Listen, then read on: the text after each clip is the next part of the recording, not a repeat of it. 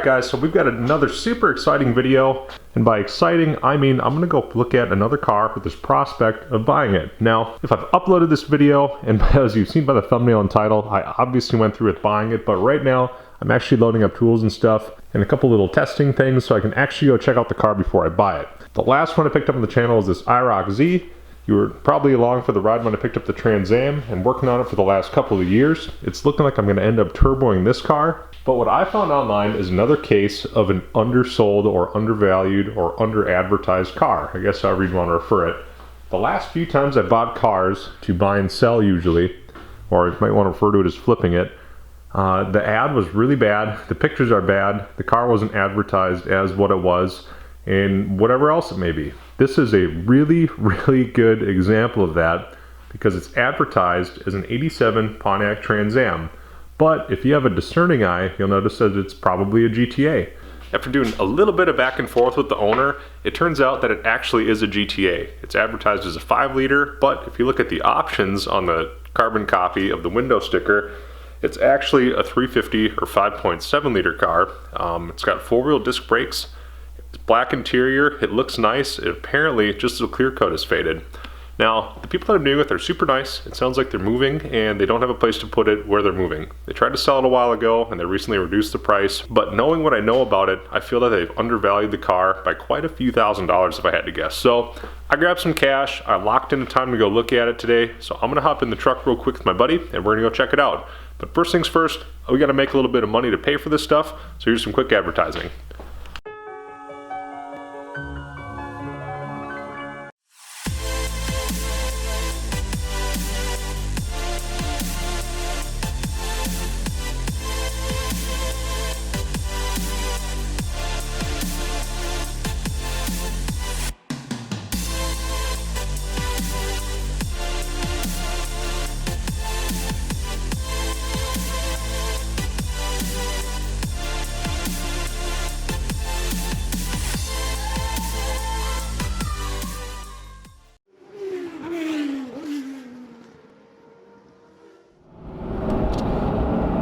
So Ryan showed up and we have hit the road. I think from my house it's like an hour and a half and we're about 30 minutes into the drive already.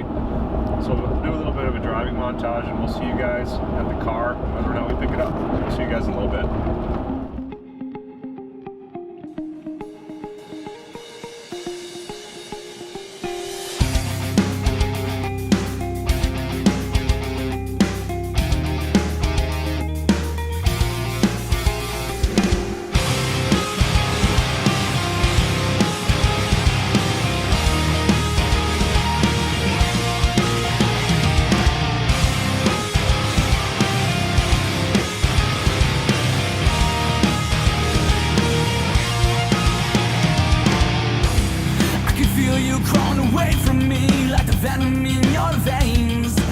Alright, so we're just a little ways out from their house and we're gonna go look at the car. We're not gonna do any filming or anything at their place, obviously, because we're not trying to blow anybody's spot up. Maybe if they've got like a little train set in front of the yard. But I'll let you guys know how it goes, and if we do buy the car, we'll probably stop somewhere and take a look at it on the way back. But we're losing light, so we might have to pick this up later or in the morning. So I'll get back to you on whatever happens. Alright guys, without further ado, check out the Trans Am GTA. We've got a digital dash that everything seems to work on. You can see the Pontiac system is okay. The oil pressure works intermittently and it's got great oil pressure. The only thing done to this thing is that it's got a shift kit. Now, I'm not gonna film too much right now. We're just getting out of here and we'll talk to you guys on the road, and we're a long ways away from home right now. So I'm gonna go for a little ride. This thing is like brand new, and yeah, we'll talk to you guys on the road.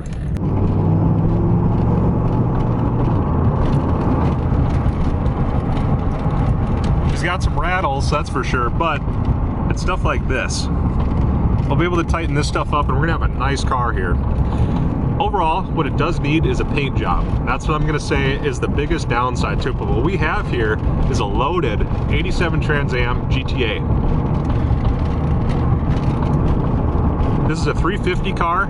It has a GW6 rear end. Obviously it has a limited slip differential.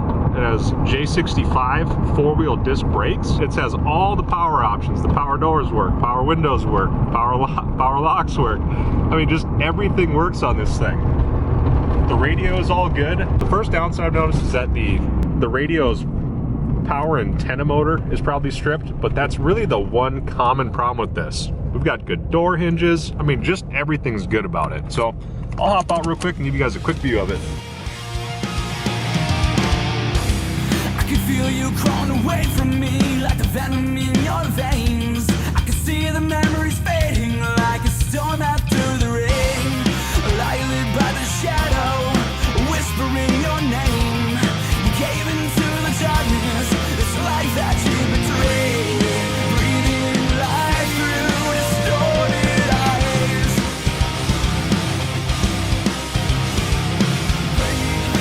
When I see you come alive, you couldn't save yourself, running blind. Down to the darkness as it takes your life. The war going through, you made everything change. I try to replay the good times, but the memories fade away. Alright guys, so this thing runs sweet. I cannot believe how good it runs. You really don't see it like this. It's in pretty much original shape. I can't tell that anything at all has been changed on it. The exception of this little bit of grading, which looks like it was added for mouse protection maybe. Otherwise, this thing is about as factory as they come. Minus a little bit of paintwork that's been done to it, but this thing is in really nice shape overall. I mean, listen to it run. Perfect.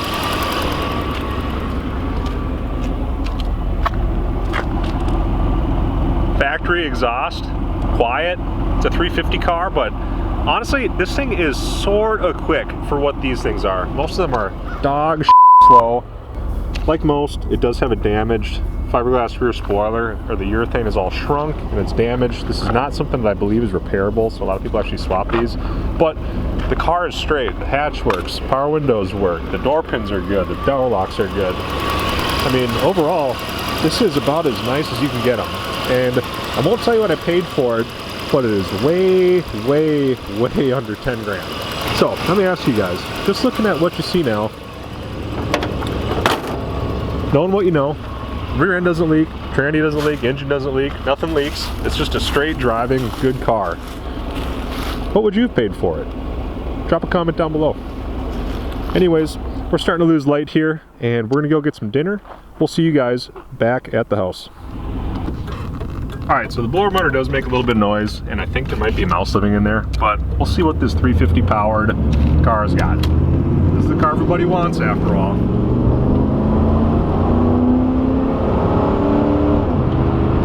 Ship gets good. It's not bad. I'm telling you. This thing is not bad. This would put the IROC to shame right now, which is kind of funny to think about. This is a factory 5.7 liter 2-port injected engine. And honestly, it does run pretty good. Down low, it's torquey. It does burnouts. It does everything you want it and expect it to do.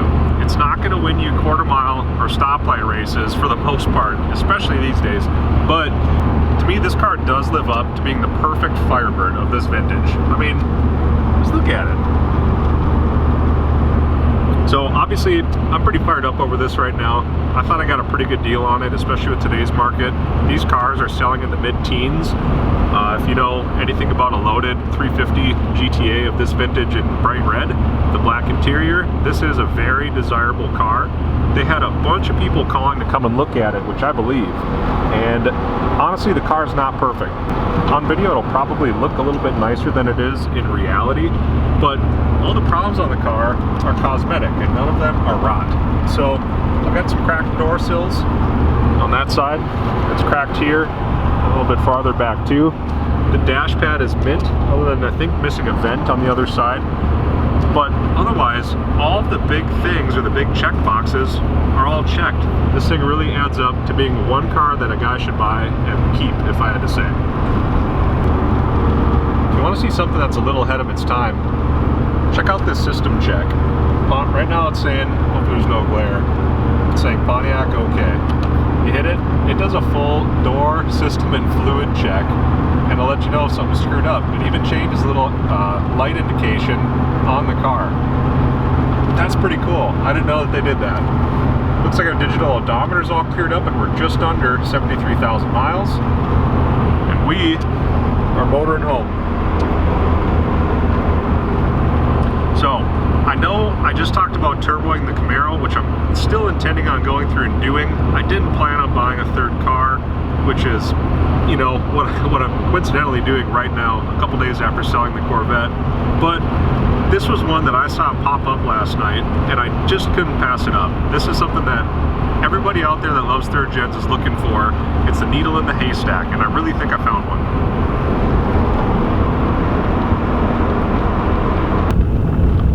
Alright, so we are making a quick dinner stop in Floodwood, Minnesota.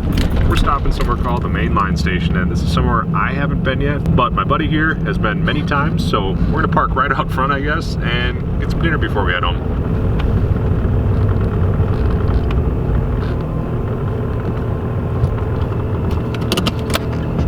I report, so far so good with the car. Blower motor makes a little bit of noise, but we do have a malfunctioning headlight on the passenger side, but the driver's side seems to work. So we're gonna hop out, have dinner, and start heading back for home. All right guys, so it is the next day.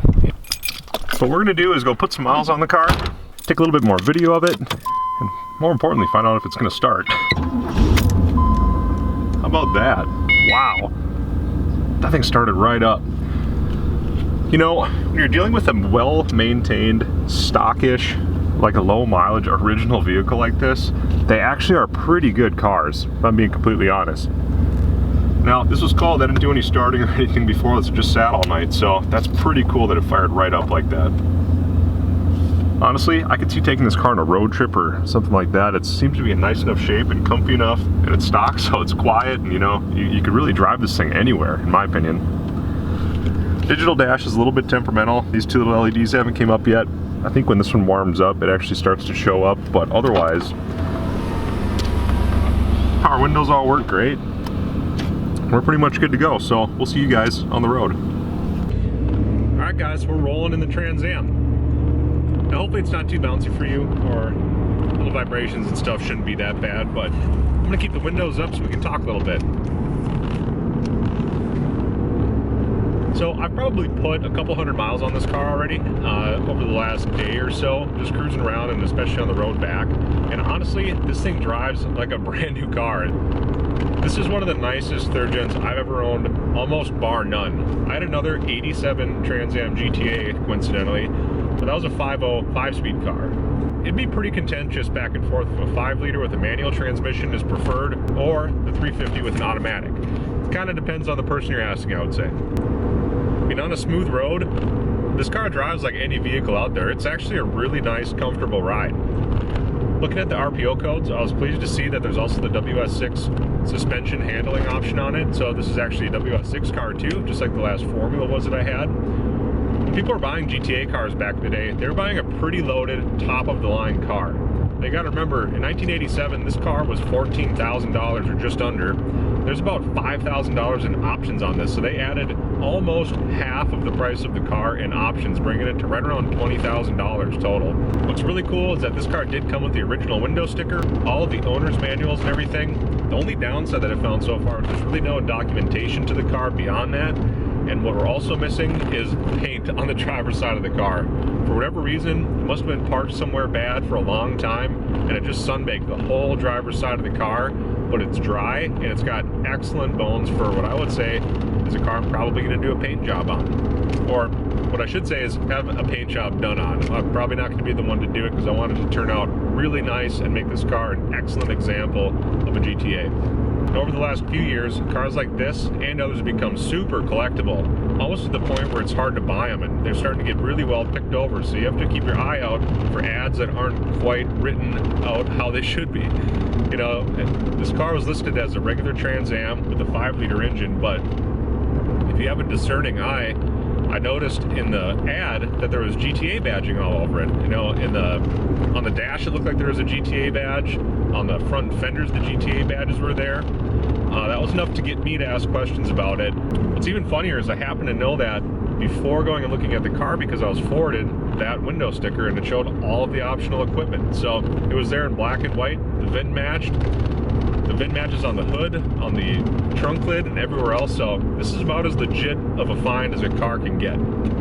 Alright guys, so there you have it. We're going to wrap up today's video. We got ourselves a super nice condition Trans Am GTA. And going over it, what we're really going to have to do to it is address the paint. And I think this is a proper candidate for a paint job. Now, like many of the other cars that you'll see of this vintage, that factory, like urethane or Duraflex type spoiler is worn. So a lot of the plastic on it is actually shrunk and cracked. And this won't be repairable as far as I understand. So we'll have to look for an aftermarket one, something like something that Hawk's 3rd Gen might make or Hawk's Performance might make. This side of the car is super nice. The paint held up really well on this side, so what I'm guessing happened is that side got sun-baked or baked in some other fashion. All the wheels are in super nice shape, so I won't be replacing these. All I'm going to do is clean them up. The tires are all in good shape. Wheel liners are all perfect. The T-tops are in excellent shape as well, and the T-bar roof is perfect.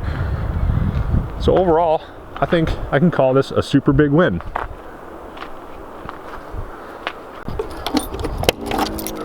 Check this out. Power hatch motor works and everything. Nice black carpeting in the back. We've got little T-top pouches and a car cover came with it. And even look under here. All these seams are just perfect. They're like factory new. Not a spot of rust on it. But the VIN tag is just perfect on the spoiler. VIN tag is perfect on the deck lid. Hatch motor's pulling it down as it should. So that works mint. Power windows work, power locks work. Up under the hood and engine bay, we'll go over real quick.